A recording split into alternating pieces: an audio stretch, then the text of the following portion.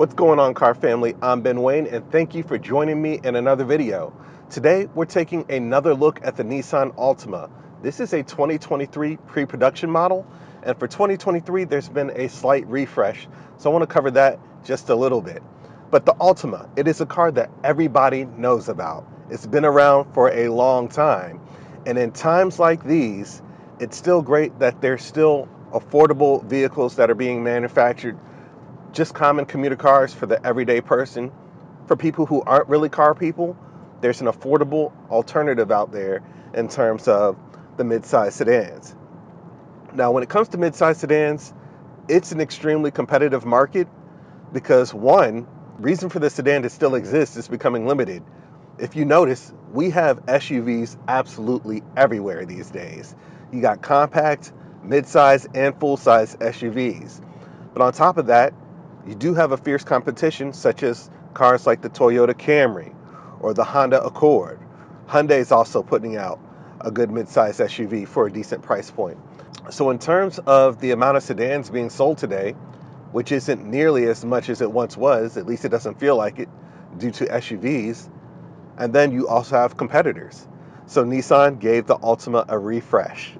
So today I want to go over the refresh with you guys, talk about what's new and what makes this a great affordable vehicle to consider if you are shopping for a affordable midsize sedan that won't break the bank and give you a $700 monthly payment. Nobody wants those, right? So starting up front, you do have the V-Motion grille.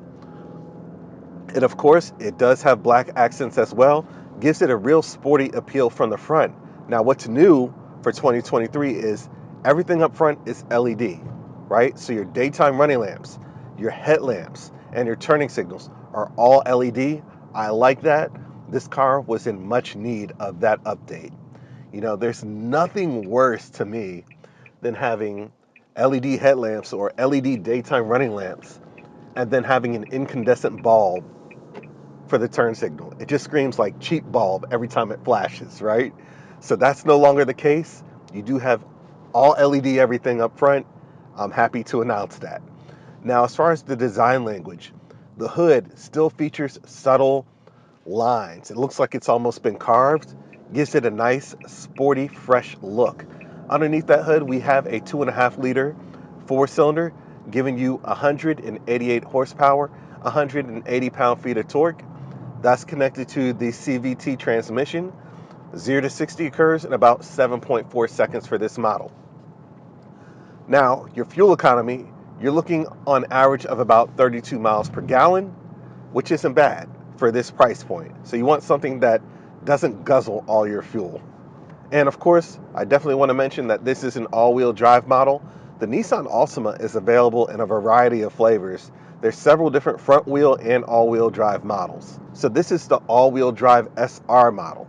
Now coming to the side, we do have 19-inch alloy wheels. That gives it a nice sporty presence from the side profile. They didn't just hit you with like some small 17-inch wheels. I'm glad to see that we're getting away from that. The wrong wheel on a car like this can completely kill the looks of it for me. That's just my opinion. It can completely destroy the looks of the car. So Nissan hit you up with 19-inch wheels on the side. I like the way that looks. It does the car justice.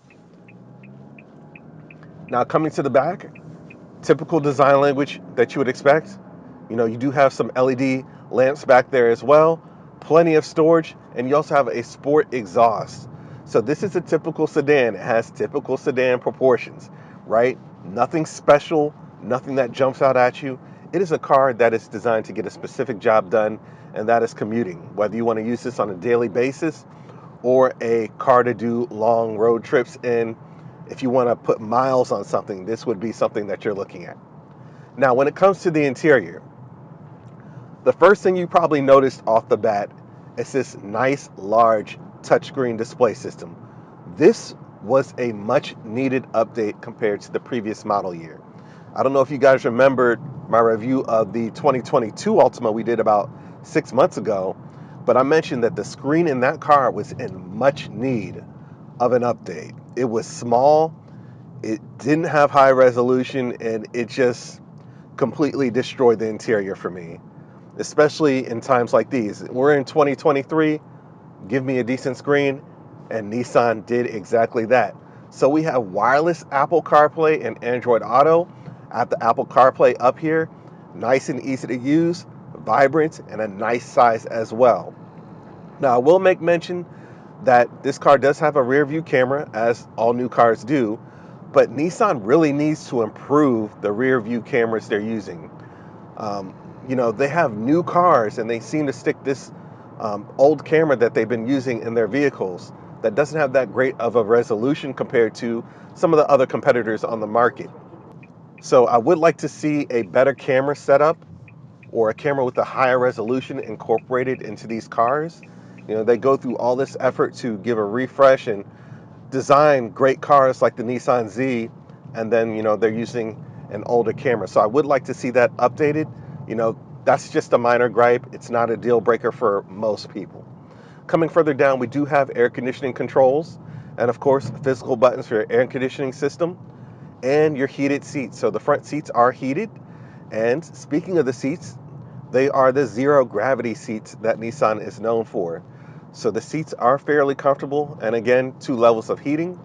This is something that you could drive for quite some time and not have severe fatigue when you get out, and not burn through several gallons of gas when you get out either. Again, this is a car that is designed to get a specific purpose done. It is purpose built. Coming further back, I have 2 cup holders, a gear selector, and a start stop button as well, and then a little bit of storage under here as well. Now let's go ahead and just mash on the throttle. So it's not the quickest thing, but it gets you there. It's enough power to get this on the highway and not feel severely overwhelmed, and worry if you're able to merge on at speed. So it's able to get you to where you need to go in a decent way. The steering wheel feels good in my hands, covered in black leather, contrast stitching as well. You do have sport paddles back here. I don't think anybody who's buying this car will be using those sport paddles back there, but they are there, right? Nissan branding in the center of the steering wheel, of course, and buttons to control your volume control, and different aspects of the instrument cluster as well. Speaking of the instrument cluster, you do have 2 analog gauges and then a small screen in the center. Now, in models to come, I would like to see a thin film transistor display there just to knock out those 2 analog gauges.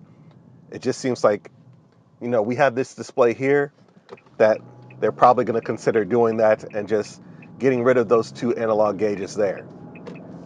But overall, the dials are easy to see, easy to read. They do get the job done, but I would just like to have that same tech feature that we have here incorporated in the instrument cluster.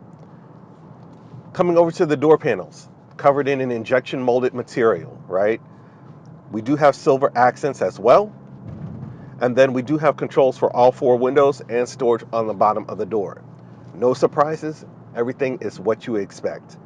Coming towards the back, I will make mention there aren't any air conditioning vents back there, but you do have USB ports back there, so at least you have that. Seating in the back is decent, the legroom is decent as well. So what I'm saying overall is, for a car that's based out at about $28,900 for this all-wheel drive SR model, $30,000 as shown, you're getting decent features that you're able to use on a daily basis, right? This is not a car enthusiast vehicle. This is a commuter vehicle.